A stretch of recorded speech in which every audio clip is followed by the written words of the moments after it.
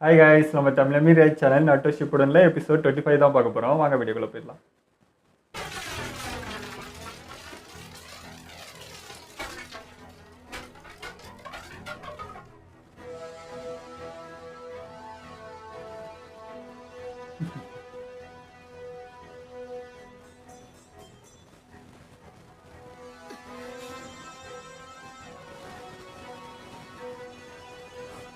என்னடா பண்ணிட்டாங்கன்ற மாதிரி இருக்கும்.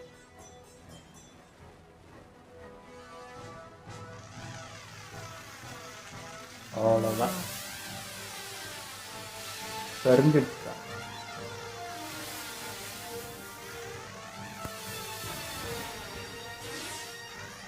பையன் இப்போ வெறியாவானே.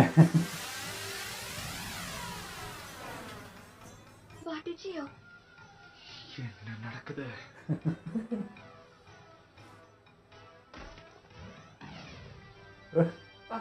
எப்படி அவளால இன்னும் அசைய முடியுது? அவ மெடிக்கல் நெஞ்சானா? அந்த கிழவிதான் இன்னும் அவளை கண்ட்ரோல் பண்றாளா? பின்ன என்ன, அடி வாங்கி இந்த நிலைமையில இருக்கும் போது என் அட்டாக்ஸ்ல இருந்து இப்படி தப்பிக்கிறதுக்கு வாய்ப்பே இல்லை. அப்படி இருக்கும் போது எப்படி காயம் ஆறவே இல்லை, தானா செய்யற மாதிரி தான் தெரியுது. எப்படி அதான் விஷமுறிவு மறிவு அப்பயே அவர் ரெடி பண்ணிட்டான். சகுரா, எப்படி உன்னால? நான் மாத்து மருந்து எடுத்துக்கிட்டேன், நல்ல வேலை செஞ்சது.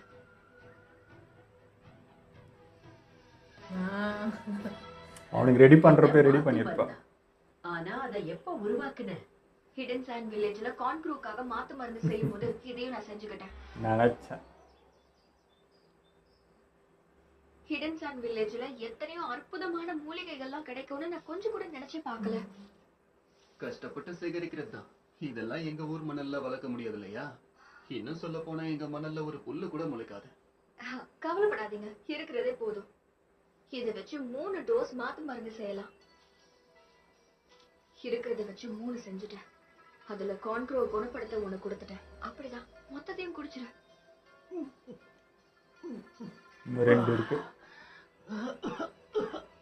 அவ்வளவுதான், கொஞ்ச நேரத்துல எல்லாம் சரியாயிடும். படுத்து நல்லா ஓய்விடு. தயவு செஞ்சு வெளியே எங்கேயும் போகாத, சரியா? நம்ம எதிரி விஷத்தை பயன்படுத்துவான்னு தெரிஞ்சதாலதான் தேவைப்படுமேனு கையோட மருந்தையும் கொண்டு வந்துட்டேன்.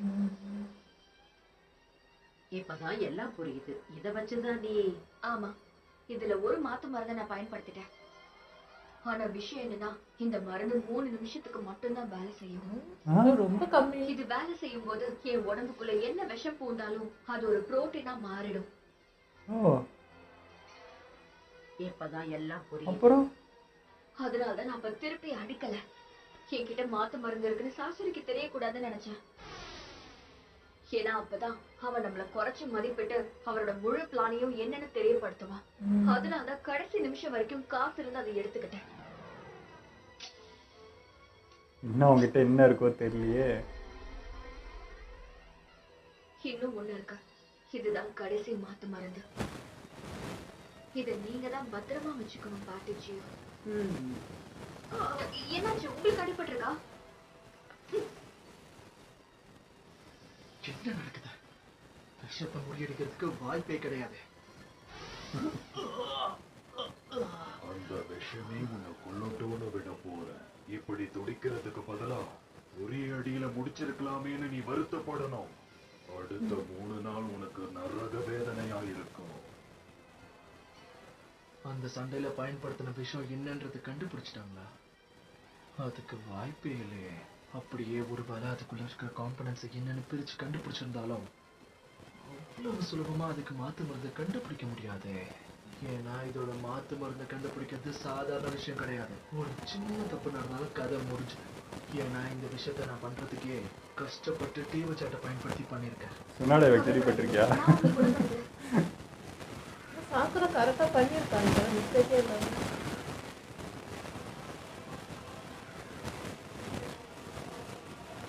அடுத்த ஒரு 3 நிமிஷத்துக்கு அவரோட விஷம் என்ன எதுவும் பண்ணாது. அதனால அதுக்குள்ளே நாம இந்த சண்டையை முடிச்சாகணும். 3 நிமிஷத்துலயா? பேசுறதுக்கே டைம் போயிருக்கும். கேள்விதான் செஞ்சிருப்பாளோ? இன்னொரு கிழவி இருக்காடா. எல்லாரும் எனக்கு தான் மருத்துவ அறிவு புரிஞ்சா அவன் பாரு அவன் புலம்பிட்டே அந்த இருக்கான் கிழவியை குழந்தைக்கு. விடவும் நான் தான் புத்திசாலி. அவளால நினைச்சாலும் இந்த மாதிரி மருந்தை உருவாக்க முடியாது. எல்லாரையும் ரொம்ப இதா பார்க்கறான்ல அவன். இவ பண்றத பார்த்தா இந்த பொண்ணு லீஃப் வில்லேஜை சேர்ந்த மெடிக்கல் நிஞ்சாவா தான் இருக்கணும். அது போதாதுன்னு லீஃப் வில்லேஜுக்கு இப்ப இருக்க ஹொக்காகே பேரு சொன்னாடே. கண்டுபிடிச்சிட்டான். அவங்க உலக புகழ் பெற்ற மெடிக்கல் நிஞ்சா வேற. அந்த கிளியை மறந்துட்டியே. அப்படி பார்த்தா இவ தான் மாத்து மருந்து உருவாக்கிடலாம்.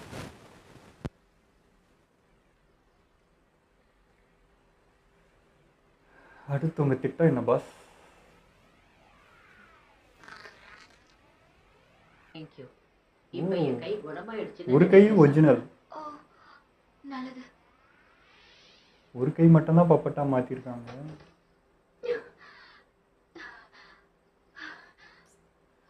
ஓ சரி பண்றப்ப சக்கரை குறையுது.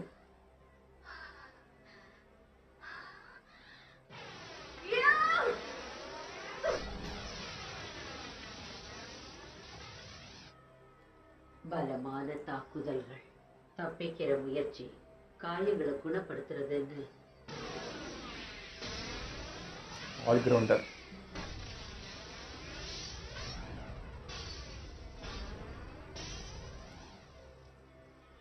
அவளுக்குள்ள இருக்கிற நிறைய சக்கராவை அவ பயன்படுத்த வேண்டியதா ஆயிடுச்சு.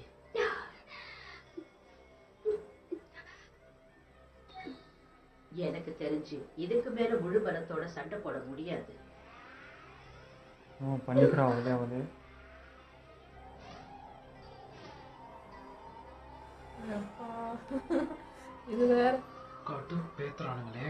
டேய் நீ தாண்டா கடுப்பேத்துறீங்களே. எப்பதான் என் நண்பன் சாசுரியோட போய் நான் சேர்றது? நின்னுதான் தொலையாண்டா. மாற்ற மாதிரி என்கிட்ட இருக்கிற டெட்டோனேட்டிங் கிளேவை பயன்படுத்திடுவோமா? ஆனா அதை செய்யறதுக்கு முன்னாடி அந்த கோப்பை நெஞ்ச கதையை எப்படியாவது முடிச்சாகணும். கொஞ்ச நேரம் ஆகி இருந்தாலும் இது எனக்கு நிச்சயமா கை கொடுக்கும்.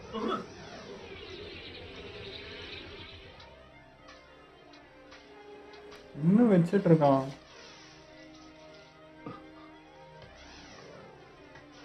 என்ன பண்ணுது? ஆட்டோங்க. என்னது இது? இதுக்கு முன்னாடி அவன் பயன்படுத்தின பரமங்க மாதிரி இல்ல. பாக்குறதுக்கு ரொம்ப சின்னதா இருக்கு. அப்படின்னா இதை எவ்வளோ? அடிக்க முடியாது. அதுலயும் இங்க நிறைய இருக்கு. அடப்ப என்னடா 4 தடவை தூக்கி போட்ட மாதிரி இருந்துச்சு. பார்க்கும்போது அதுங்களோட சிறப்பு தன்மையை குதிக்கிறது தான் நினைக்கிறேன். வெட்டிக்கிளி மாதிரி. அப்படின்னா இது நிச்சயமா வேகத்துக்கான சண்டை தான். நரோட்ட கவனிக்கல. அவன் கக்காஷிமா தான் டார்கெட் பண்றான். எங்க எப்ப எது எங்க வரும்னே தெரியல. நருட்டோ அங்கே நில்லு. உங்களால தான் தாமதமாயிட்டு இருக்க ககாஷி சென்சை. கொஞ்சம் வேகமா வாங்க. டேய் தேவையில்லாம எதுவும் கொஞ்சமாவது இறக்க இருக்காது. அதையே எத்தனை தடவை சொல்லுவீங்க? அவனே நிலைமை நினைச்சதை விட கொஞ்சம் மோசமா தான் இருக்கே. தனியா போயிட்டானே இப்போ. கொஞ்சமாவது பின்னாடி என்ன நடக்குதுன்னு பார்க்க மாட்டேன்றான். வீடாக்காத மாதிரி தடுத்துட்டேன். இப்ப என்னோட சக்கராவை முழுக்க அவனை தாக்க தான் பயன்படுத்தணும். அதை செய்யறதுக்கும் வெறும் 3 நிமிஷம் தான் இருக்கு. இப்பயே 1 நிமிஷம் முடிஞ்சிட்டு இருக்குமே.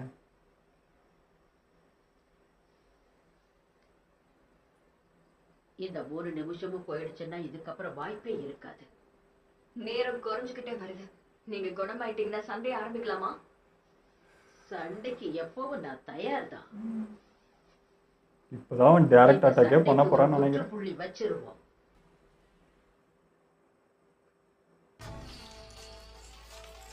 இது கொஞ்சம் யோசிக்கணும். ஏன்னா இதுங்களை கவனிச்சுக்கிட்டே இருக்கிறதால எனக்கு டைம் தான் வேஸ்ட் ஆகுது. அதே மாதிரி நருட்டோவையும் தன்னந்தனியா விட முடியாது. அவன் கண்ட்ரோல் இழக்க வாய்ப்பு இருக்கு. ஷடக்லோன்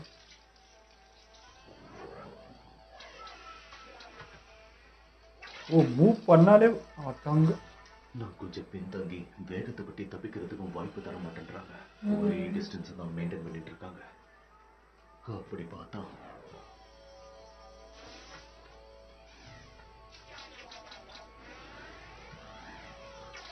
இன்னும் ஆப்போசிட் சைடு போறாரு. விஷத்தை இருக்கிறாரா? வாங்க வாங்க, என் பின்னாடியே வாங்க. எங்க எடுத்துட்டு போறாரு? அவ்வளவுதான். என்ன இருந்துச்சு? சுத்தம்.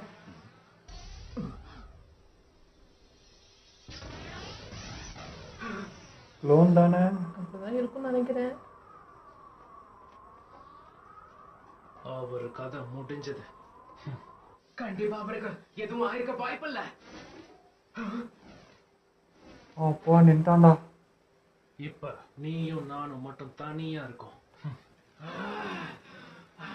அட ஏன் இப்படி முறைக்கிற? நான் உனக்கு உன்னோட நண்பனை காட்டலான்னு ஆசையா இருந்தது தெரியுமா?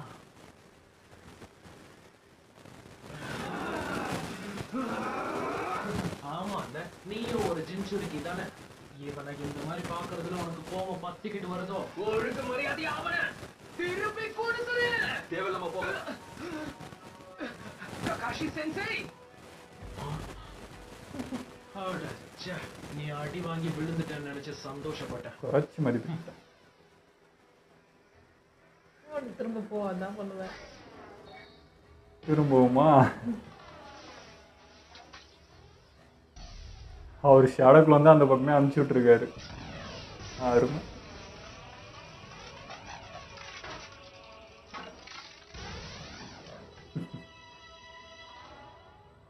அடுத்த தடவை உன்னோட பூச்சிகளுக்கு உண்மையான ஆளுக்கும் ஷேடோக்கும் உள்ள வித்தியாசத்தை நல்லா கத்துக் கொடு.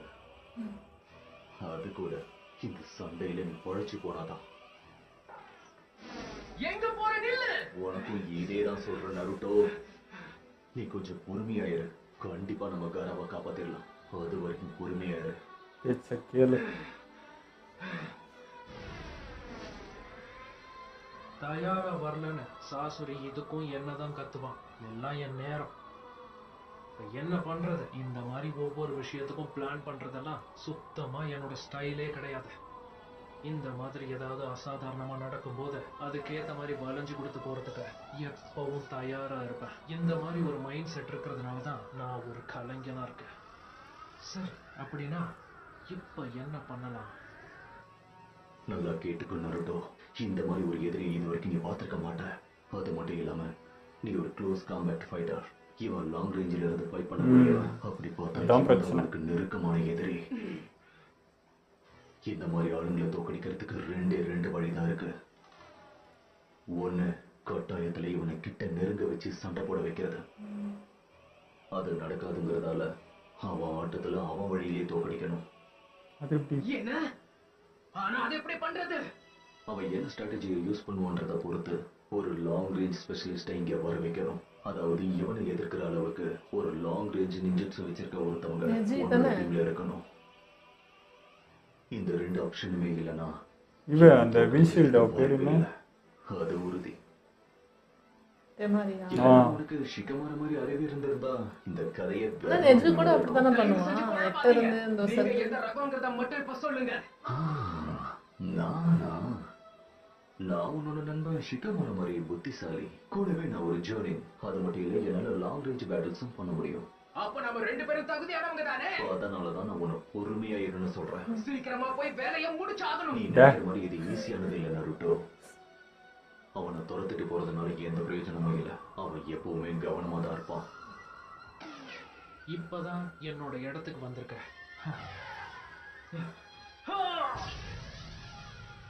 காராவே இப்படிதான் அடிச்சான்.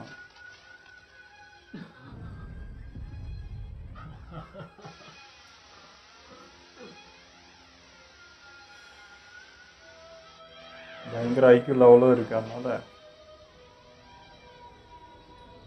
என்னோட இந்த மிஷன் முடிஞ்சிருச்சு. ஹிடன் சாண்ட் வில்லேஜ்குள்ள அத்துமீறி நுழைஞ்சு தன்னந்தனியா காராவை தோக்கடிச்சிருக்கான். அது போதா குறைக்கு அவன் அக்காட்ஸ்கில மெம்பரா வேற இருக்கான். இவங்க ரெண்டு பேரையும் குறைச்சி மதிப்பிட முடியாது போல இருக்கே. இது ஒரு கஷ்டமான சவால் தான். அவனோட அந்த டிஃபென்ஸை உடைக்கிறதுக்கு நம்மளால என்ன பண்ண முடியுமோ பண்ணணும். அதுக்கு நாம ஒன்னா சேர்ந்து வேலை செய்யணும். அதை கேள்றா இவ்வளோ நேரம் தான். ஓடினே இருக்கிறான். நான் சொன்னது உனக்கு புரிஞ்சிருந்தா நருட்டோ, நான் சொல்றதை கேட்டு நடந்துவேன். என்கிட்ட ஒரு பிளான் இருக்கு. இவனை பிடிச்சி நிற்க வச்சு பிளான் சொல்கிறதுக்கே அவ்வளோ கஷ்டப்பட வேண்டியது இருக்குது.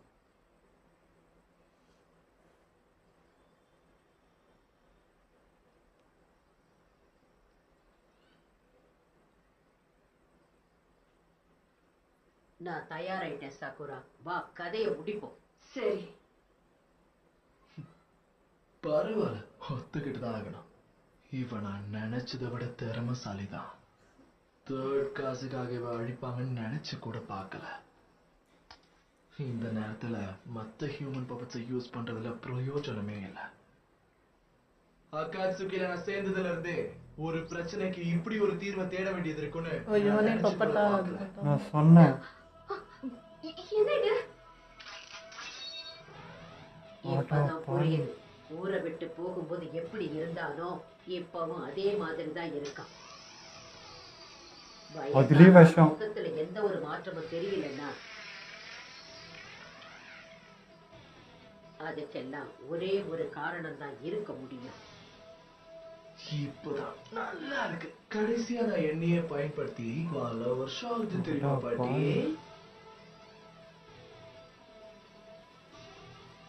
தன்னை தானே ஒரு ஹியூமன் பப்பெட் ஆக்கிட்டாரா?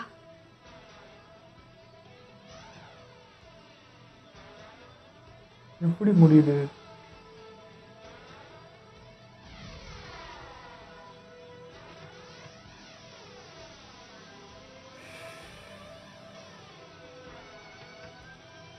நீ அவனை என்னன்னு அட்டாக் பண்ண முடியும் அப்போ? கவலைப்படாதீங்க. அப்போ ஆரம்பிக்கலாம்.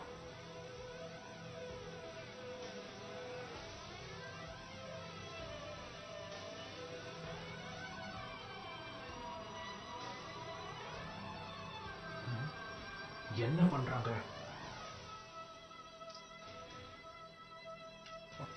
விஷத்தை முக்கிய எடுத்துன்னு வந்திருப்பான் போல இருக்கு. ஒரு நிமிஷம், அவரோட மொத்த உடம்பும் பப்பெட் தானா? எல்லாமே பைசா. அப்ப அவன் உடம்புக்குள்ள மறைஞ்சிருக்கிற அந்த ஆயுதங்களையும் விஷம் நிறைஞ்சிருக்குமே. ஏதோ ஒண்ணு தப்பிக்கிறது இல்ல, பாடி வாங்காம. நான் மாத்து மருந்து கொடுத்து ஏற்கனவே ஒரு நிமிஷம் முடிஞ்சிருச்சு. என் கதையை முடிக்கிறேன்னு ஏதோ பேசிட்டு இருந்ததா கேட்டுச்சு. நீங்க தாக்குறதுக்கு தயாரா இல்லைன்னா நான் தாக்கவா? மாத்து மருந்தோட தாக்கம் குறையிறதுக்கு இன்னும் 2 நிமிஷம் தான் இருக்கு. அதுக்குள்ள இதை முடிக்கணும். எப்படியாவது அவனை கிட்ட கொண்டு வந்து அவனோட கதையை முடிக்கணும். அதுவும் வேகமா முடிக்கணும். இதோட உங்க கதை மொத்தமா முடிச்சுது. பாவி உடம்பு ஃபுல்லாக ஆயுதத்தை வச்சுன்னுக்கிறான்.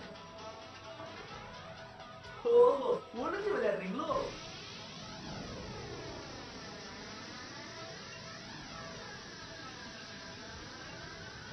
ஏதா வேஸ்ட் பண்ணுங்கிற, அவனும் ஒழிஞ்சிட்டு இருக்காங்கல்ல.